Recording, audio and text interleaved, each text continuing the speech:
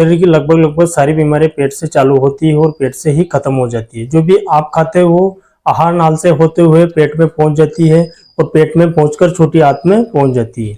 छोटी आंत से दोस्तों एब्जॉर्ब होकर सारी ब्लड के द्वारा सारी होल बॉडी में ये चीजें पहुंच जाती हैं। दोस्तों आज इस वीडियो में डिटेल से हम जानेंगे। दोस्तों अगर वीडियो पसंद आ रहा तो इसको लाइक जरूर कीजिएगा। अगर चैनल पर नए हो तो इसको सब्सक्राइब जरूर कीजिएगा।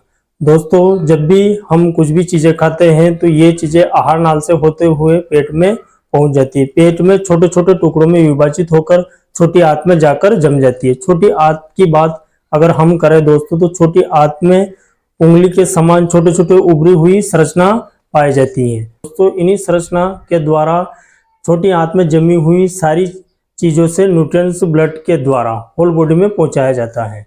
तो दोस्तों जब भी हम कुछ गंदी चीजें खाते हैं या फैटी वाली चीजें खाते हैं तो ये चीजें आहार नाल से होती हुई हमारे पेट में आ जाती है और पेट से छोटे छोटे टुकड़ों में विभाजित होकर वही छोटी आंत में जाकर जम जाती है। जब ये गंदी चीजें छोटी आंत में जमती हैं तो दोस्तों वहाँ की ये उभरे हुई संरचना के द्वारा ये गंदी चीजें एब्जॉर्ब कर ब्लड में मिलाकर होल बॉडी के पार्ट्स में इनको पहुंचाया जाता है। तो दोस्तों जब ये गंदी चीजें अगर लीवर में पहुंचेगी तो दोस्तों ऐसी बीमारियां हमें देखने को मिलती हैं। और अगर यही गंदी चीजें अगर हार्ट में पहुंचेगी तो दोस्तों हार्ट अटैक, हार्ट में ब्लड की सप्लाई का कम हो जाना, कोलेस्ट्रॉल जम जाना जैसी समस्या हमें देखने को मिलती है।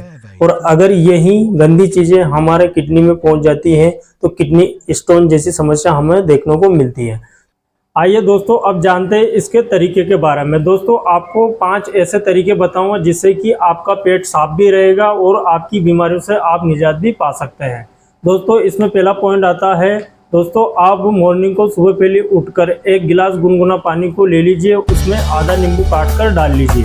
इसको अच्छा घोल बनाकर दोस्तों थोड़ा थोड़ा कर पी लीजिए। इससे कि दोस्तों आपका पेट भी साफ होगा, साथ में आपकी पेट की जितनी भी गंदगी है वो मल के द्वारा बाहर निकल जाएगी। इसके बाद दूसरा पॉइंट है दोस्तों ऑयल पुलिंग। ऑयल पुलिंग में दोस्तों आधा चम्मच कोकोनट ऑयल को लेकर मुंह में डाल लीजिए और इसको 2 से 5 मिनट तक घोलते रहिए दोस्तों। इससे कि मुंह की सारी गंदगी आपके बाहर निकल जाएगी।